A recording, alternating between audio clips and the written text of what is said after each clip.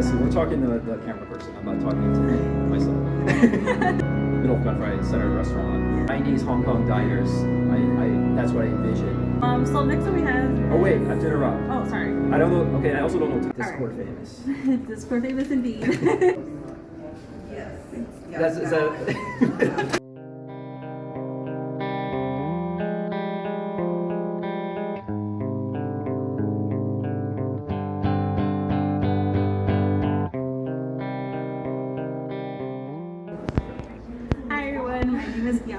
Also known as Skitty on our Discord server for Emos is for Lovers. I'm here with Jamisin, who is the Demolition Groom from My Chemical Romance's Life on the Murder Scene live album.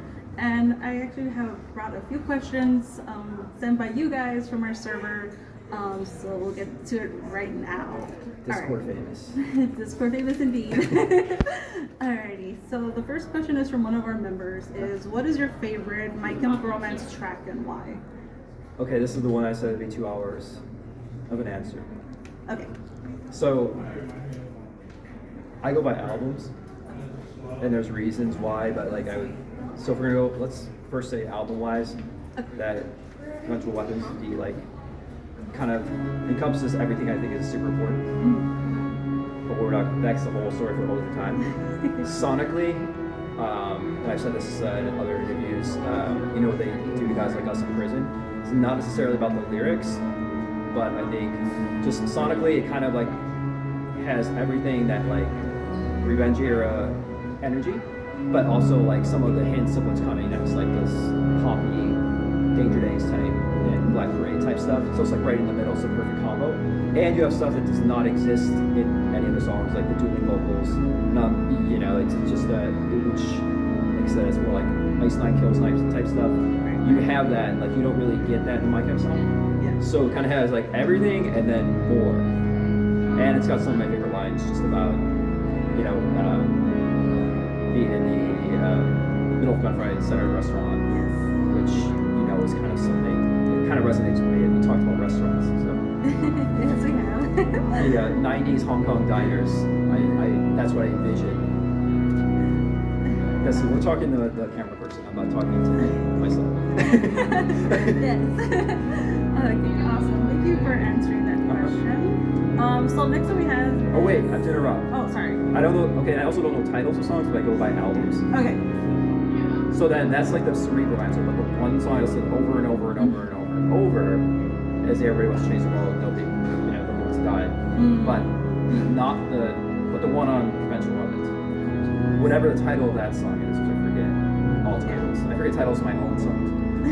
So that one, because it's the most resonating to me as a lyric, as is the other lyric I mentioned in the other song. Those are my two favorite lyrics. Nice.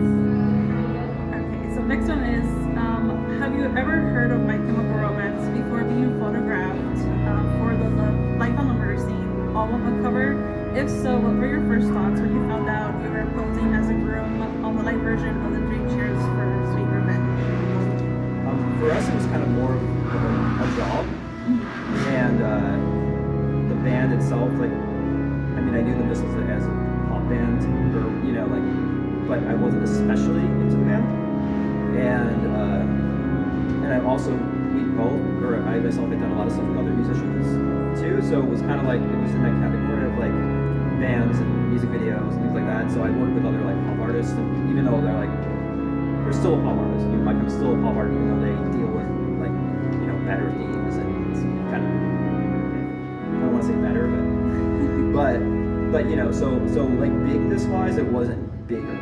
So it wasn't like a shocking thing. It was just like doing another music video basically. So it was like doing Britney Spears, which I did a Britney Spears video. So and Shakira and Vocals in Harmony and things like that. So it was just another band at the time, you know. And yeah, I was still. Does that answer your question? It definitely does. It wasn't a shock, and I was not like a super stan, you know, like my kind of person, even though I knew people who were. Okay, so the next one is, did you meet all the members of My Chemical Romance or just a few? And were they cool with you? What was your experience with them, and were you excited? I I wouldn't say excited because I just kind of look at everybody as like, even if they're amazing artists. Like, so the only one I met is Gerard. I met him a couple times, and I just liked him because he was, well, first of all, he's artistically all the things he's done in all the different formats of media, but also he's like super gracious, and he was, when I met him, it wasn't during the shoot. It was after the shoot. It was like a couple years later. It was during Black Parade, like right after they filmed the Black Parade. Whatever the first video was with blonde hair. Like I said, I don't remember titles, song titles. It's just something about me. I don't remember song titles. And that's okay. Yeah, it's just how I operate. You know, the G note. Welcome to Black Parade. I can remember the notes. Yeah. So he was kind of actually. I'm like, hey, I'm like, did you? He had blonde hair, and you just turned it black again. You saw the picture, right? It's at Starbucks. Yes. Yeah, so it's that one. It's like, yeah. So I'm like, hey, dude, did you just like dye your hair? You know, I was kind of saying like, hey, I think I know who you are. And then he was kind of excited when he recognized, like, oh my god. Like, so we're both. So I don't want to say excited, but you know, he was just like another artist, like that I totally respected because he was in charge of his band's image, and then he told me about our headshots. Like he remembered my headshot, so I knew he was involved in all this stuff. Like, yeah, that's pretty much. So find the picture. It's the one I'm wearing the Vespa t-shirt.